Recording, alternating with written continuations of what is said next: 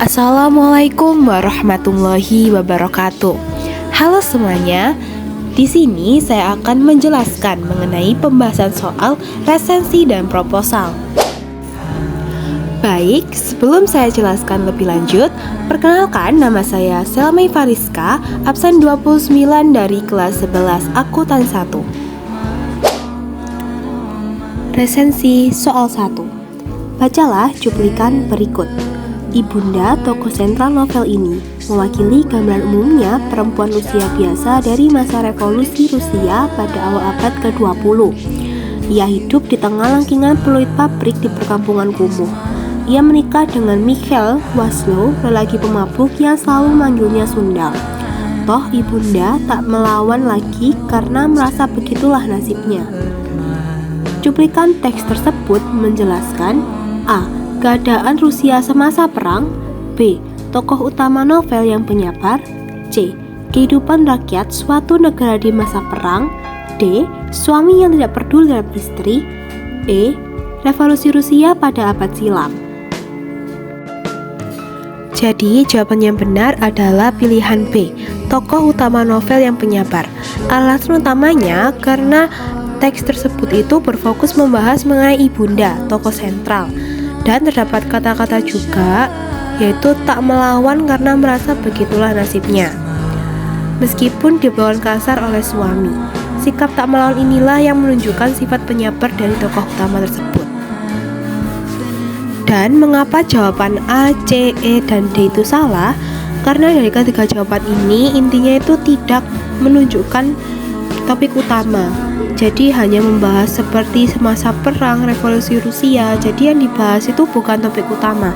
Topik utamanya yaitu tadi ibunda tokoh sentral, bukan dari perang dan revolusinya. Yang selanjutnya yaitu resensi soal 2. Bacalah cuplikan resensi berikut. Gambar rekonstruksi dokumenter yang dijalin padat tanpa banyak tuturan sejak demonstrasi, penculikan, penyiksaan adegan di ruang pengadilan memang terasa berjajalan dan melelahkan. Tetapi Slamet mampu merangsang penonton untuk tetap bertahan di tempat duduk guna mengetahui akhir cerita. Tanggapan yang sesuai dengan cuplikan resensi di atas adalah: A. Resensi tersebut lebih banyak mengungkap ringkasan filmnya. B.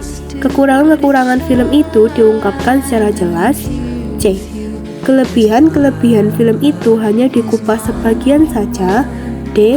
Kekurangan dan kelebihan film itu disajikan secara seimbang. E.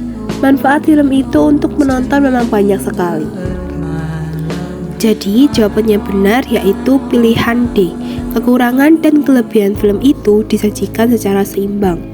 Alasannya, karena dari cuplikan resensi film tersebut itu menyebutkan adanya kritik dan pujian dalam porsi yang seimbang.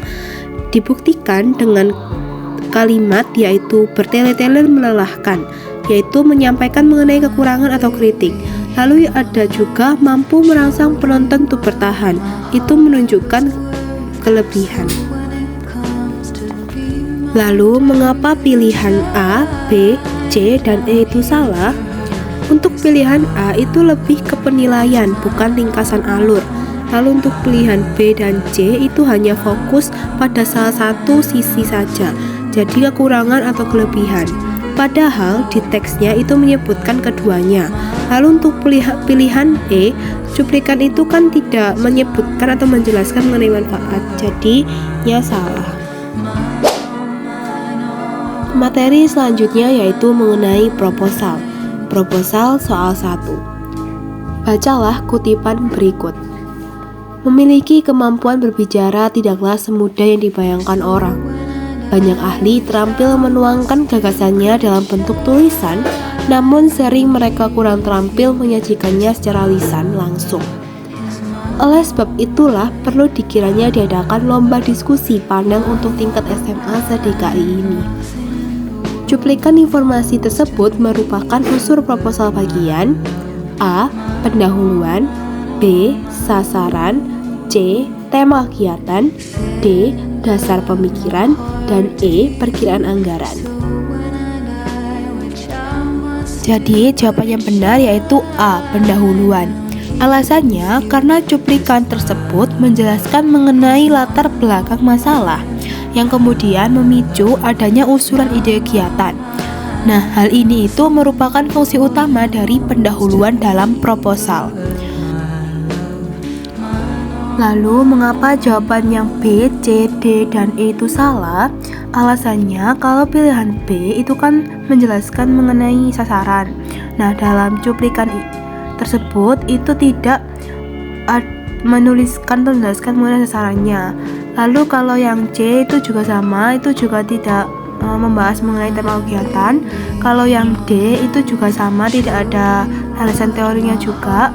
Dan apalagi yang E itu tidak ada juga mencantumkan mengenai anggaran atau biaya. Jadi yang lainnya itu pasti salah. Nah, ini adalah soal terakhir, yaitu proposal soal 2.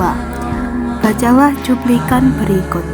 Kegiatan filateli merupakan salah satu bentuk kegiatan yang mesti dilakukan secara kontinu, khususnya di Provinsi Bali. Filateli bermanfaat dalam menambah pengetahuan dan wawasan tentang ilmu pengetahuan, sejarah, budaya, maupun lingkungan hidup. Filateli juga menambah wawasan dan memupuk persahabatan antar bangsa dan budaya melalui kegiatan tukar-menukar koleksi dan korespondensi. Yang dimaksud filateli menurut cuplikan tersebut adalah A. Kegiatan pengumpulan perangko, B. Kegiatan yang dilakukan secara kontinu di Bali, C. Kegiatan yang penuh nuansa persahabatan, D. Kegiatan yang banyak digemari di Bali, E. Kegiatan yang bisa menyalurkan minat dan bakat. Nah, jawaban yang benar yaitu adalah A. Kegiatan pengumpulan perangko. Alasannya yaitu kan filateli itu nama kegiatan. Nah, dalam cuplikan tersebut ada kalimat yang berbunyi melalui tukar-menukar koleksi atau korespondensi surat menyurat. Nah, barang koleksi yang paling umum dan ada dalam pilihan jawaban itu adalah perangko yang dapat dipertukarkan sehubungan dengan surat. Jadi filateli itu adalah kegiatan yang berhubungan dengan perangko. Jadi jawabannya adalah A. Lalu, mengapa jawaban yang lain itu salah? Jawaban B, C, D, dan E salah karena hanya menjelaskan di mana, lalu apa manfaatnya, tujuan, bukan menjelaskan apa yang sebenarnya yang dilakukan dalam filateli dan yang dijelaskan dalam filateli itu apa sebenarnya. Jadinya yang lain itu salah. Cukup sekian yang dapat saya sampaikan dalam video kali ini mengenai pembahasan soal. Terima kasih sudah menonton dari awal hingga akhir. Sampai jumpa lagi. Wassalamualaikum warahmatullahi wabarakatuh.